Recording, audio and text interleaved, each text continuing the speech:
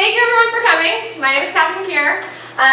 My project is gauging student understanding with differentiated assessment for Concordia University, and my supervisor is Dr. Katharine Webb.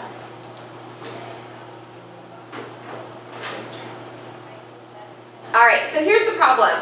I was looking for a way to address the increasing diversity in the American classroom.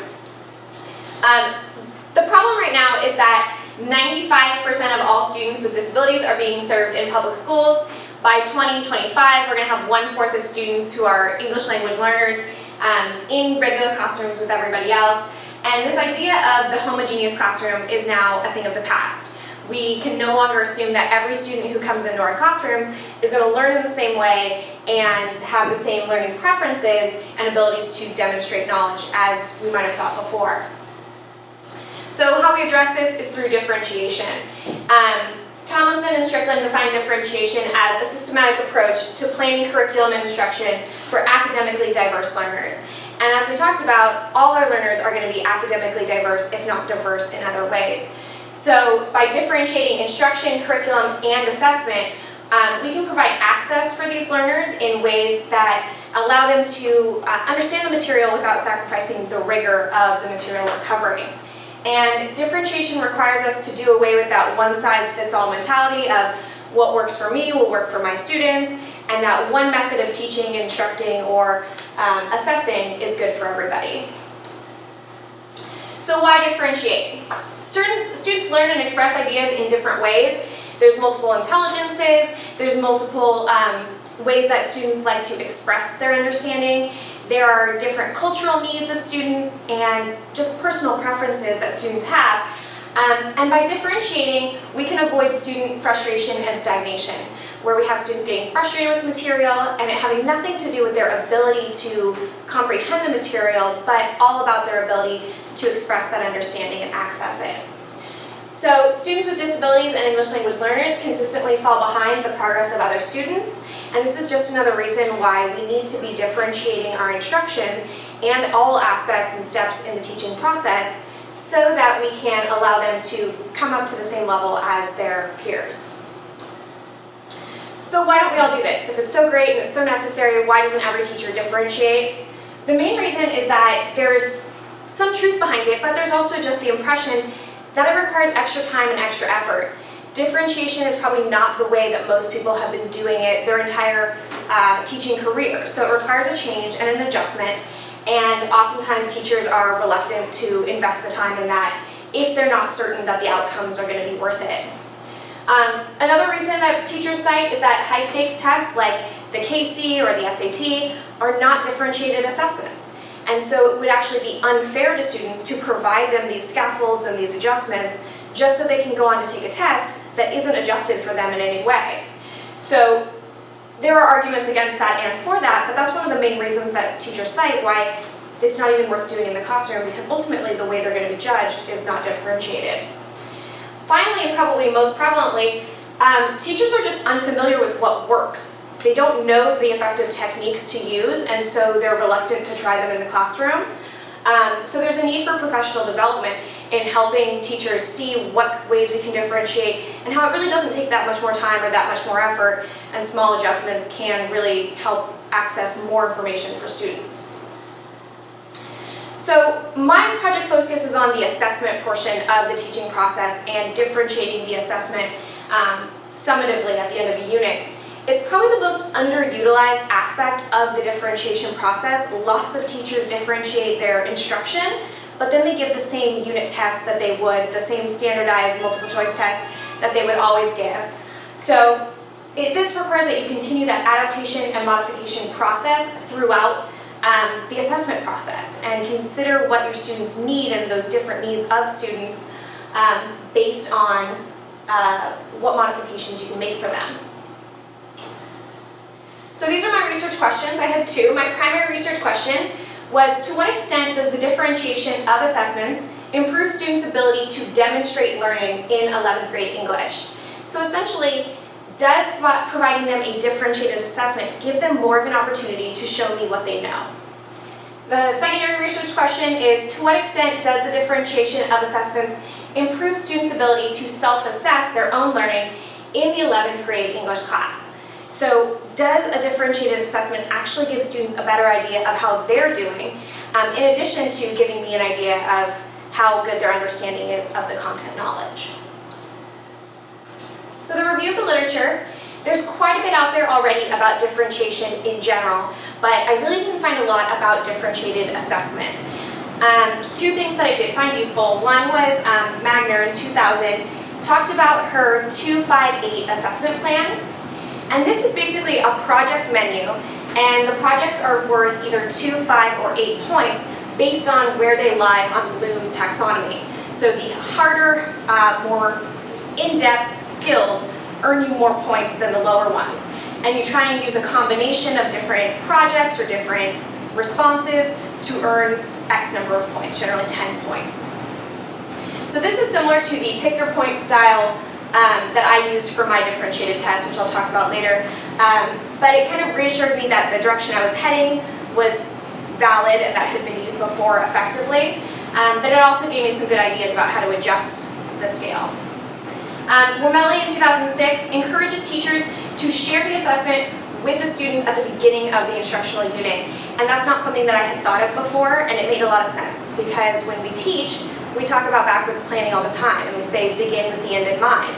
But we don't do that for students. We generally give them the study guide for the test right before they need to do this, after we've taught them everything. This idea kind of takes that a little bit further and says give them the test ahead of time. Give them the test at the beginning of the unit, use that as the study guide, and then make slight changes as necessary so that the test isn't, revealed to them, but they're able to know exactly what they're going to be asked before they're asked to do it. So this led to my creation of the short answer study guide, which I'll talk about more later on, but essentially it's the entire short answer test. More questions than be asked on the actual assessment, but everything's there in front of them, and they have it at the beginning of the unit so they can take notes on it while we're talking about those concepts, and they have no surprises when they get to the test. They've seen every question that would possibly be on the test. Okay, so the setting and implementation of my intervention. This is the data that I collected. I started with baseline student demographic data. I looked at the students who would be participating in my study, and I used this to design the differentiations. I have very diverse classes, both in skills and in background and preferences, and so I use this data to decide what differentiations would be appropriate for this class. Student surveys were used to gain feedback from students throughout the process. I'll talk more about where they took those surveys and what was on them in a bit. Student test scores, both standardized and differentiated, were used as the quantitative data for comparison. And I kept a teacher observation journal throughout the unit so that I could use that to contextualize the data that I ultimately got from the test scores. I recorded things like my perceptions of student understanding as we progressed through the unit, as well as conversations I had with students following the assessments. So my classroom, incredibly varied skill levels. This is technically a benchmark class, so it's supposed to be proficient and above, but only about 28% of my students are proficient or above. So most of my students fall below where they're expected to be at this point in their education. Most of my students, 38%, are in the basic category. In addition to that, 60% of my students are English language learners, and 21% are special education students who receive accommodations and services through an IEP. Okay, so this is kind of a schedule of my implementation.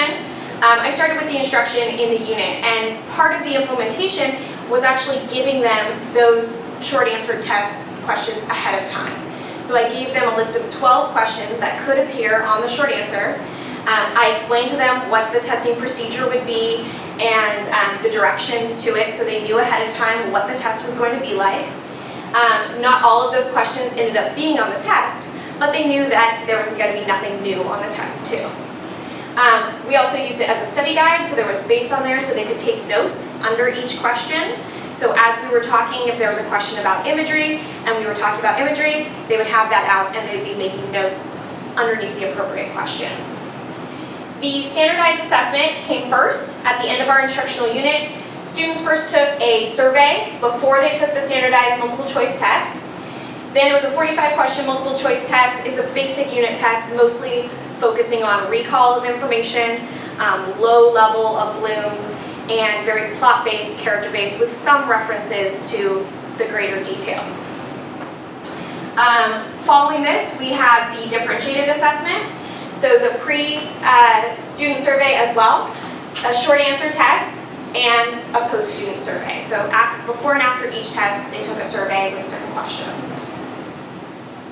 So the actual intervention, I consider the actual intervention the differentiated assessment. It's the test that I probably wouldn't normally give with this, and it's the main alternative to the standardized test.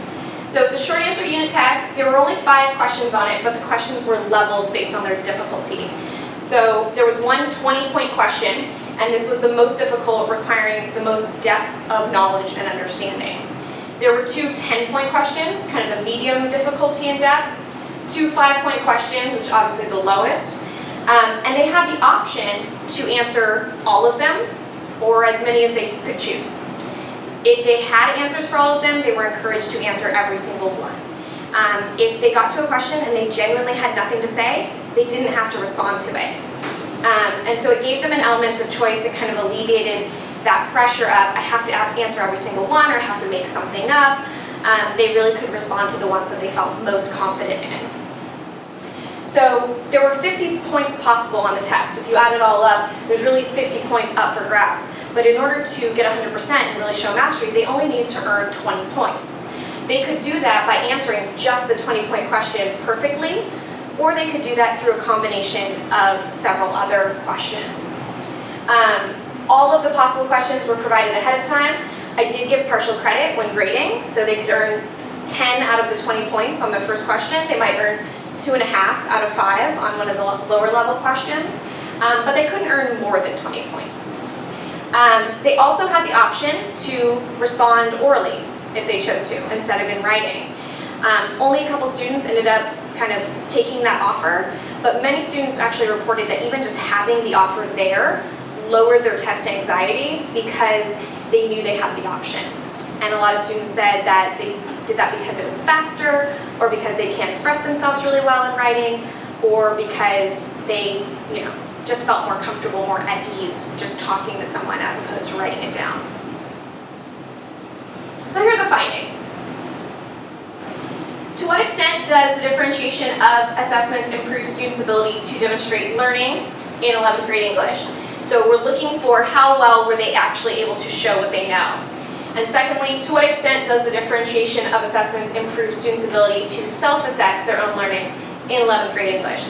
So the second part is, how well are they able to gauge what they know? So student perceptions of preparedness. One of the questions I asked them on the pre and post surveys was, how confident do you feel that you are prepared to go into this test? So I asked them before, how confident do you feel? I asked them after, and I did that for each of them. So going into the multiple choice test, beforehand, most of them ranked themselves as feeling fairly confident. And you can see that in the 3, 4, and 5 range is where most of them put themselves. After the test, they're in about the same place. Maybe a few more in the 4 and 5s, so they took the test and they feel like, oh, actually I was more prepared than I thought I was. With the differentiated test, kind of different opinions. Beforehand, again, mostly ranking in the 3s, few in the 4 and 5, but a few more in the 2s. So a few people feel a little less prepared going into the differentiated test. But after, we've got quite a bit of movement where the 3s go to the 4s, where they're feeling more confident, but almost all the 5s go away. So those people who felt very confident beforehand, afterwards were feeling like maybe I wasn't as prepared as I should have been. I also asked them to predict what score they thought that they were going to get on the test before and after they took it. So for the standardized test beforehand, most of them predicted that they would get a C. And many in the B's as well, but the majority of the class thought that they would get a C on the multiple choice test. Following the exam, we see a big improvement in the number of students that predicted that they would get a B and an A. So following the exam, they were feeling a lot more confident in what they did and more felt like they were going to score higher. For the differentiated test, it pretty much falls along the same lines. Most predicted a B or a C. But we have a couple improvements where afterwards they thought they were going to get an A, and a couple dropped down and believe that maybe they're going to get a lower score following the exam. So student perceptions of success. After they took both tests on their final survey, I asked them, which test do you think you did better on? And an overwhelming majority, 73% of students said that they did better on the standardized test, the multiple choice test. 5% said the same and 22% said the differentiated, but overwhelmingly students expressed that they felt like they did better on the multiple choice test. However, they were wrong. Overwhelmingly, 68% of students scored higher or the same on the differentiated test. So despite their perceptions that they would do better on the standardized test, they actually did better on the differentiated. So all of the lighter lines that you see here are students who did better on the differentiated test than the standardized test. So score comparisons for the multiple choice test, these are their predicted scores compared to their actual scores. So we have fewer students getting A, B's, and C's than predicted. They thought that they did really well, but not as many students did as well as they thought they did. Very few students predicted that they would get a D or an F, but several students did. So some misperceptions there, their inability to kind of gauge how prepared they were or how well they did even following the exam. With the differentiated test, we almost had the opposite, where only about 20% of students predicted that they would get an A, but almost 60% of students did. So not only did they do better, they did better than they thought that they were going to do overwhelmingly. So the students that predicted they would get B's and C's redistributed themselves, some probably going into the A category and quite a few going into the F category. So overall, for the standardized exam, 63% of students passed. We're looking at a basic 60% or higher passing score. 93% of students passed. However, on the differentiated exam, we have about 87% of students passing. So while the fail rates were higher, we had more students who failed that short answer test. The students who did pass did better than expected. So there was kind of a greater difference between you either know it or you don't, and that was more apparent on the differentiated test. Ultimately, the students who were prepared, they did well on both. Those A students were going to get an A on either test. The students who were not prepared did poorly on both. They got an F on the standardized and they got an F on the differentiated. But what we tend to forget about or not look at as often is that middle range of students. And for those students who earned a B, C, or D on the standardized test, 68% of them scored higher on the differentiated. So the majority of students across the board, particularly those who are kind of on the bubble and could go either way, kind of in the middle, they did better when given the differentiated assessment. So what does this tell me about my research questions? How does this answer my questions? So my first research question about my ability to assess their understanding. The differentiated test allowed students more opportunity to demonstrate their learning, resulting in higher scores. I got the overall impression that I was getting more information and a better assessment of their actual understanding of the material from the differentiated assessment. And this was shown overwhelmingly when more of them were able to demonstrate mastery in that method. And to the teacher, the responses on the differentiated test provided more information about the depth of student understanding as compared to the standardized test.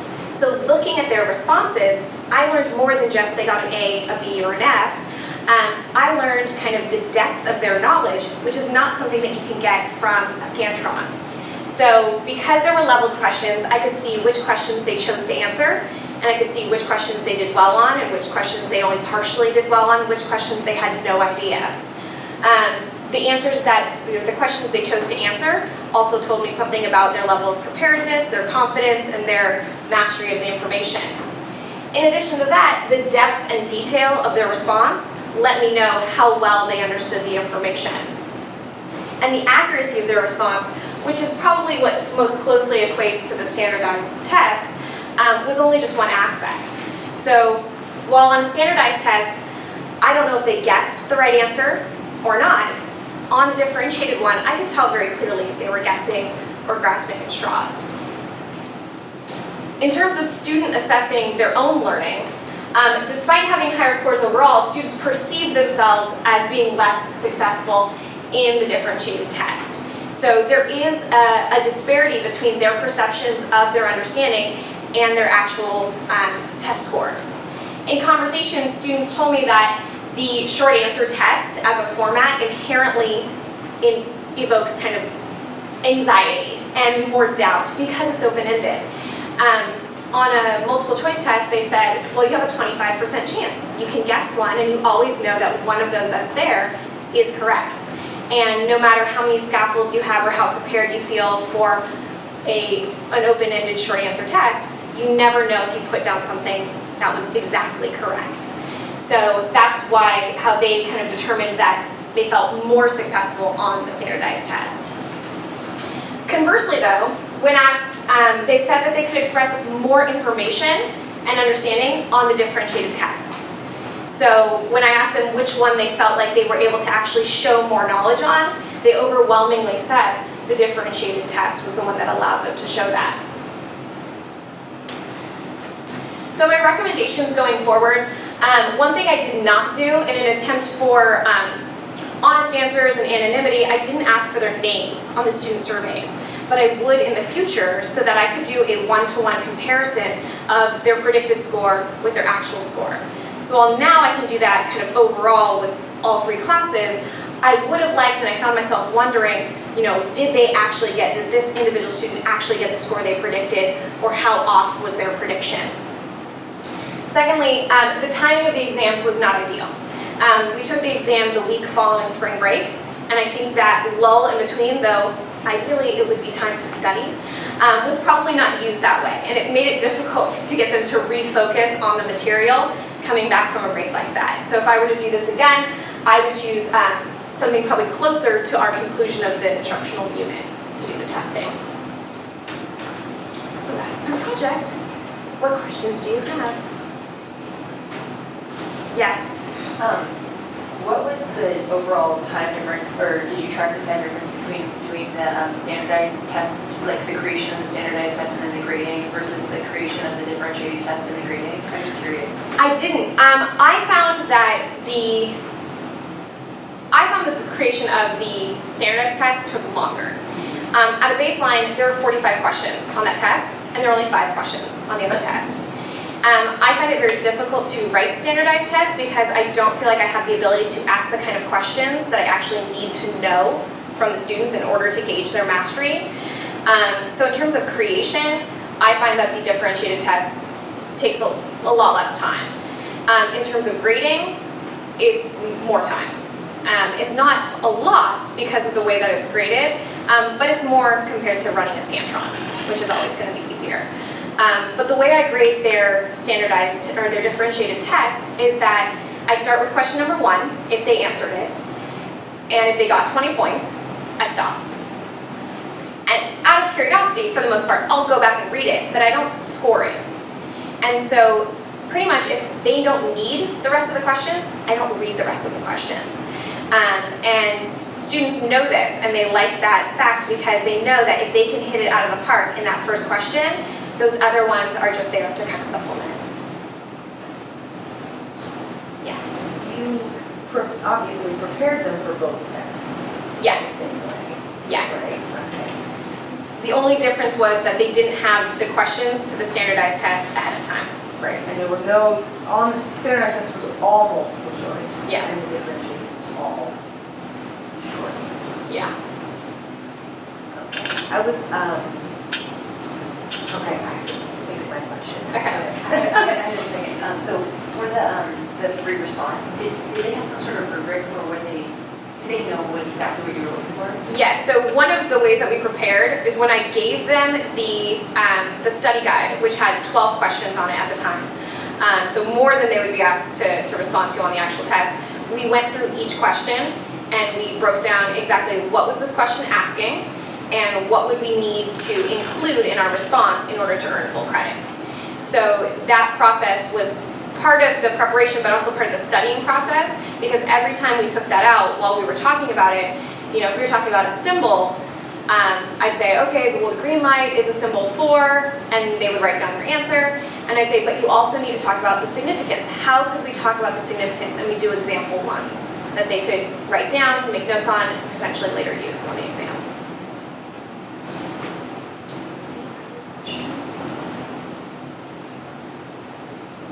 To address my question a little bit, based on like the data that you showed, I think that most people in this profession would predict the same thing, that differentiated instruction would actually allow students to score higher. So my initial question was, why do you think students feel this way, which you addressed in your conclusion. So I guess more of a philosophical approach to that would be, how do you think we can shift that mentality for students? Do you have any examples? Yeah, in talking to them, I feel like the ability to guess always gives them comfort. That if there's an answer option there, they're going to feel like they did better because they know that one of them had to be right. But overwhelmingly, students expressed, discontent in the fact that they've taken tests where the multiple choice test was so easy that they didn't know anything, but they still scored well. Or conversely, so difficult that they thought they knew it really well, but the test didn't allow them to reflect that. So I think right now, at this campus, we're talking a lot about our grading policies, and do our grading policies reflect our philosophies as teachers and what we're trying to get from students.